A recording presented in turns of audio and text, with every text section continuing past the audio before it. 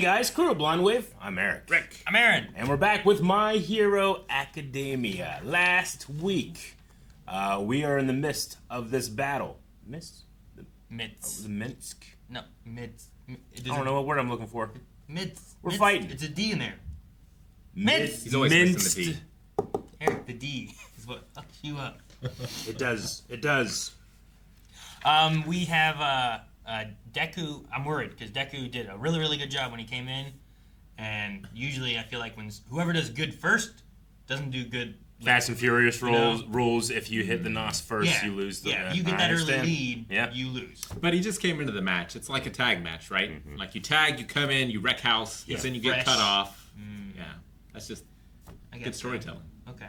He just pulled out his final secret quirk, gear shift. Yeah. Which, didn't they say that he only has Fast and Furious. So many minutes with it or something? Is that right? Well, they said he only has so many minutes with something. I assume they were referring to gear shift. Gear shift. Like 5 minutes? I feel like 5 minutes. But also, there's another anime in my head where there's something going on and they only get it for 5 minutes too, and maybe that one. I need the Hunter x Hunter narrator to tell me how many minutes it's been, how many to go. They'll remind us. Hey, do you know what a minute is? That is what you're thinking of. I don't think you do. All right. Also, All for One has Eerie on him, and he has the time limit, right? He's the guy that also has a time limit. He's reversing down to being a baby. Which I don't know. So that I guess that could be exciting. What if he goes back to like the 2001: A Space Odyssey baby and becomes all powerful? What does that mean? Like evolves into the next form. There's a baby in that?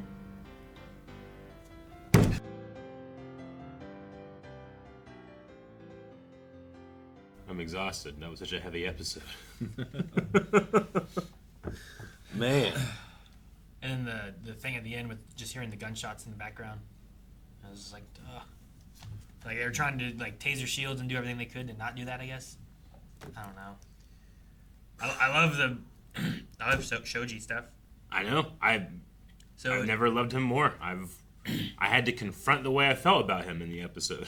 Yeah. You know, because the first time I saw him, I was like, "Ew, look at that!" You know. So I'm guilty of the same thing. And I also love that he's like, "Yeah, I know that. Of course, that's what you would notice. The octopus thing it makes sense. That's why I call myself, this thing." Yeah. Yeah. I loved it. One of my favorite parts of this show isn't just about what these characters do, what they're inspired to do, but I just love the story of what inspired them. And here, he had that feeling of being a hero to this person. And it was because he saved that person. Seems to be the reason he was beat, right? Because he got attention by saving someone, and then... But he didn't use that to then seek revenge, and I like that he talks about, I hide my scars so people don't think I'm a villain, they don't think I'm out for revenge. Yeah. And he holds on to that one good memory, which was him saving that girl from drowning. And she held no, she didn't care how many arms were wrapped around her, Yeah. She was just crying and stuff on it. It was so sad. This was, I don't know who said it. A villain has trauma done to them, and then they in revenge will do it to someone else. A hero has trauma done to them, and they say, "I won't let that happen to anybody else." Yeah, like you have Spinner and Shoji on the opposite ends with the same thing, where we both were treated like this, it's but supposed they to respond in different ways. Yeah, and Spinner thinks, they hurt us, so we have the right to hurt them. Yeah. It's also, I'm not sure Shoji's background or not, but often it's because someone reached out to them, whereas the other person didn't have that. Yeah. Right. I don't know if someone did that for Shoji or not. I mean, the little girl did, I guess. Yeah. A little. Sure, and I don't know. I think he said something about his parents, but his parents were normal, and it seemed like they hid him away, but he saved that girl, I guess. Yeah. She spilled the beans on him. Or or he brought her back in to give the parents, and then people noticed him then or something. Yeah. Because it was Coda who was the one that talking to the mom about her experience and the horns and all that stuff. So I don't know who Spinner had, but also Spinner is in this state of no thought really. Like he can't think; he just does what he was told to do, and It's so He's sad. become a big, strong, dumb monster kind of thing, and that I mean, I'm sure that's what All for One would want. Yeah. I mean, it's such a violation. Like, he did what Palpatine did to the clones. Like, the clones have that, like, we're not, we're people, we're not droids, and then Palpatine turns them into droids. And here it's like, I'm not a monster, I'm a person. I have a mind just like anybody else. And they took it from him. Well, what was it, Spinner? My hatred won't go away. And I was like, geez. Yeah. Like, that just, he's so mad he can't think past it. And I don't know if that's because of his past, or if it's because of what All for One has done to him, and he just can't think past it or anything. Yeah, I mean, I imagine, like, All for One, he wants him to rage because it's a tough thing to destroy a hospital, right? And, like, to save that person, so... That scale mail, like, it reminds you of, like, when Wolverine's like, hey, it hurts every time these things come out. Like, that it was painful and blood gushing. It wasn't like, sweet armor. It was like an alien coming out of him. Yeah. Ugh. I feel so bad for him. Yeah, I don't know if there's, like, going back for him now. Yeah. Like, if he'll survive this or could revert. Yeah. I mean, I guess Aerie could. In theory, maybe. Can you stop it somehow or something? I don't know. Because Spinner came in with, like, the idea of Stain, right? Like, that was kind of like who he looked up to. Mm-hmm. Yeah. And it seems like what he's doing here is not what Stain would do, No. Yeah, I'm going to imagine Spinner's going to have some level of that. No, like the point that he said about, like, you're attacking a hospital, and when the heroes did it, they cleared everyone out to get the target they were after. And they have no thought of that. And Spinner's going to come in and just tear through everything, I think, and not care. So, like, Stain would be after, he wouldn't hurt innocents. He was hurting the people he thought that were playing hero and making society worse. But he wasn't just attacking anybody he found, Yeah. And I feel like Spinner would be so against that, but he's just stuck in this hatred-fueled, can't think mindset right now, What an episode. Like, especially using the riot imagery, like, of the crowd and the police, the gunshot at the end, like, it's the... rioting is the language of the unheard, right? So you look at that type of thing and you're always like, they're really mad for a really good reason, Sure. And just, it's tough.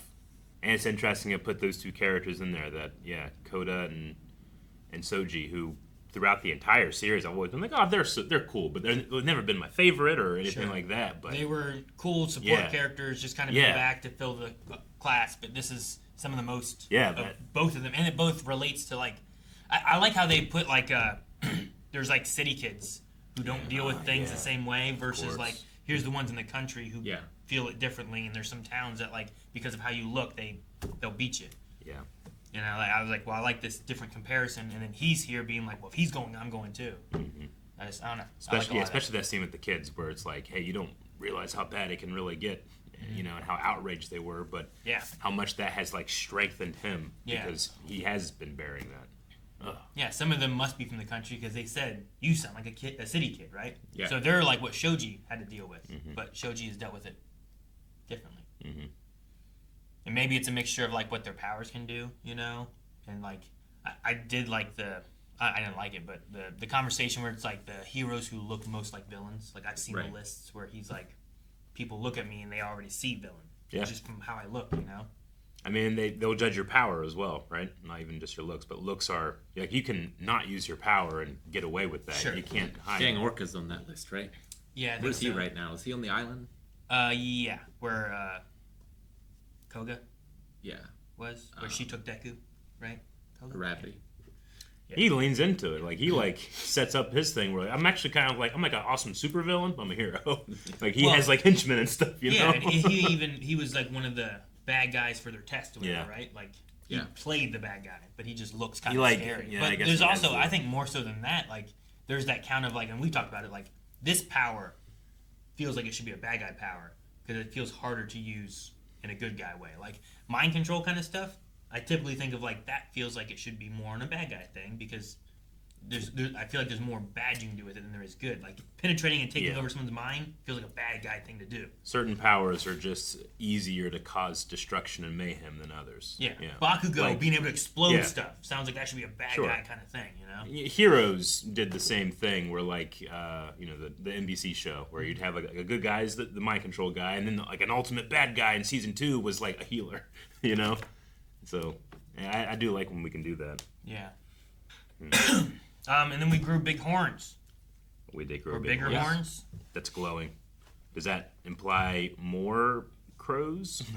Further distance? Yeah. And I assume more. That might have been why, like there was a few, but then whenever they came for that one dude, there was like so many that showed up, right? Hitchcock. Yeah, dude. Hitchcock Birds. That's crazy. Maybe because it's so old, like it's more in the public. Not that old. It's not that old. I know. I get you, but I don't know. It's one of those things too, where it's like, it's so good. Just let them get away with it. I really enjoy that everybody's getting a moment. You know, like, and the animation's popping off, the music's popping off. Like they're really doing all these. But I'm also like embarrassed for all the riches I have. Like we've had so many this season. That. Like, when you do that too much, it can feel less special. But I'm also so invested in all these kids that, like, no. I have earned this because I've been following, especially these two students, for a long time. It's just that we're getting all these moments while this 8-front war is happening.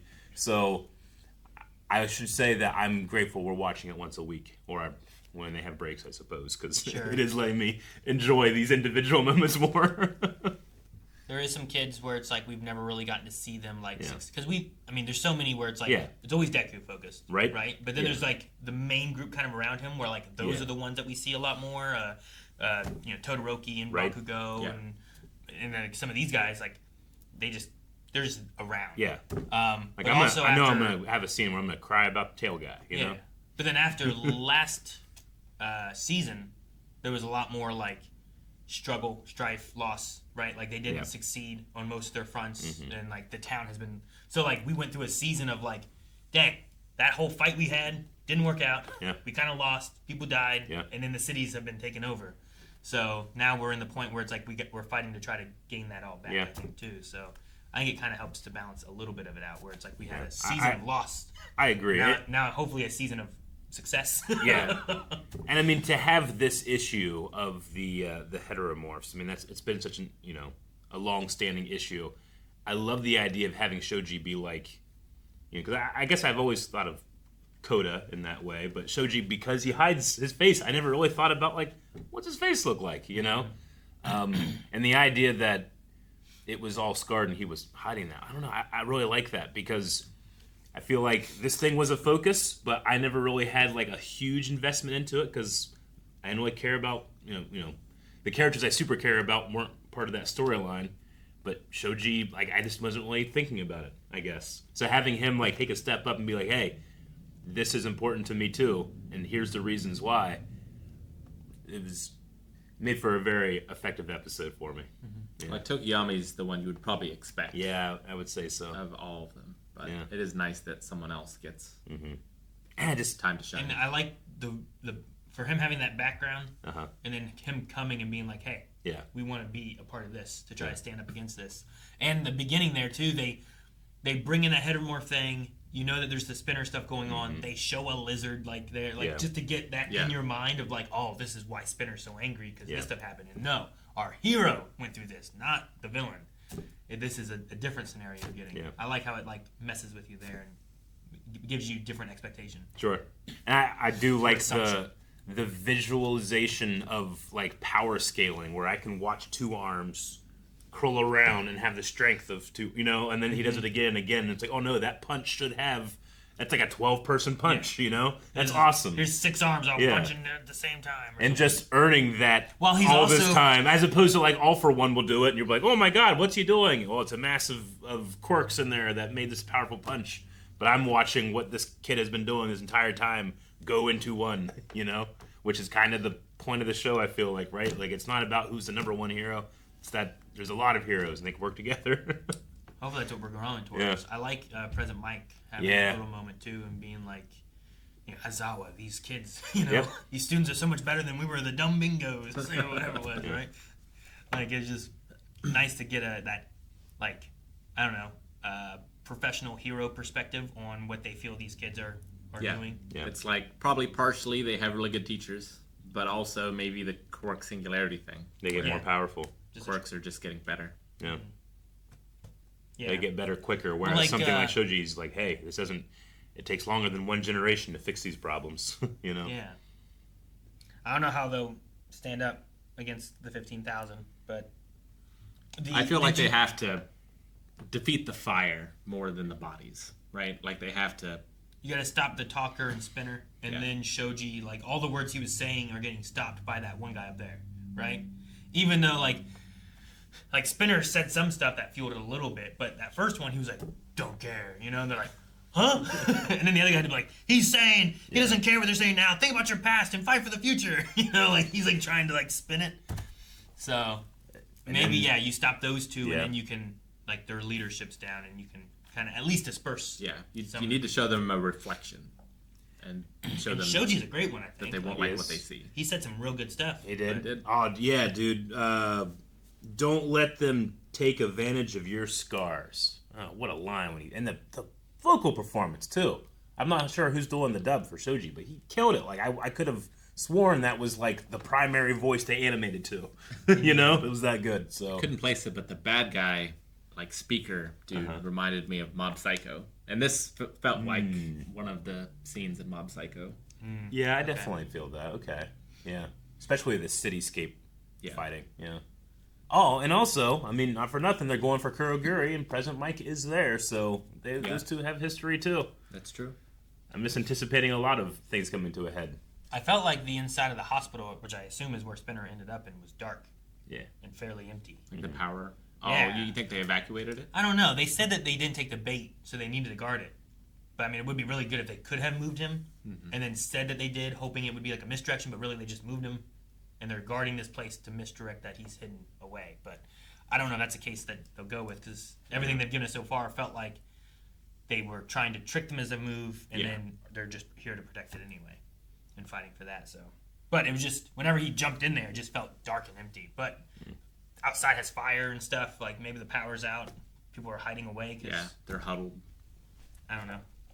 But I guess I was expecting... everyone's outside, but I guess I was expecting like another line of defense inside to be like, if they get in, we got to stop them here. But maybe he's in the wrong building. That's what I would do. Yeah, I was like, son of a bitch. Wait. This is not a Kmart. All for one's like, that made him too dumb. Dang it. All right, well, I don't know why I didn't expect this episode today. It hit me in a very satisfying way, but I'm also just kind of like, oh, I feel like I've been holding something heavy. Yeah. So No, it's really good. we're, I guess, going to put that down for a week and then come back and see what happens next time. Thank you guys so much for watching. We hope you enjoyed My Hero this week. Make sure you subscribe so you don't miss out on next week's episode. And if you haven't caught him, we've watched through all of My Hero here on the channel. So you can find the whole playlist right here at Blindwave. And we'll be back next week for this and more because we have new stuff every day.